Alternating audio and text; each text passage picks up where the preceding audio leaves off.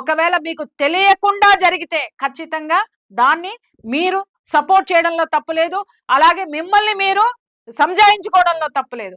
కానీ తెలిసిన తర్వాత అయినా సరే వీళ్ళని గనక మీరు కంట్రోల్లో పెట్టకపోతే మై డియర్ ఫ్యామిలీస్, నేను ముందు ముందు వచ్చేటటువంటి ప్రమాదాలు ఆ ఫ్యామిలీస్ కి చెప్తున్నా.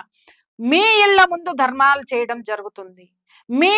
మీరు ఈ సమాజానికి సమాధానం చెప్పి తీరాల్సినటువంటి అవసరం వస్తుంది.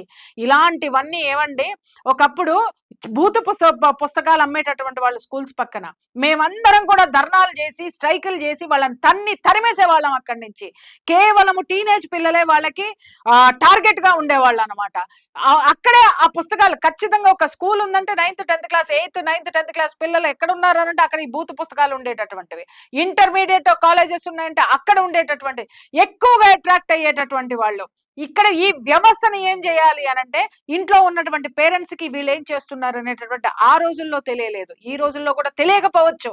కానీ మీడియా వారధిగా ఎంతో మంది చెప్తున్నారు ఎందుకు అలా చేస్తున్నారని, ట్రోల్స్ చేస్తున్నారు, విమర్శిస్తున్నారు. కనీసం విమర్శలు చూసిన తర్వాత కూడా పేరెంట్స్ మారట్లేదా? మీ పిల్లల వీడియోలు మాత్రమే మీరు చూసి మురిసిపోతున్నారా, లేకపోతే ఆ వీడియోల ద్వారా వచ్చేటటువంటి డబ్బుతోటి బ్రతుకుతున్నారా? గుర్తు పెట్టుకోండి, ఈ రోజు సమాజము చాలా మేల్కొంది.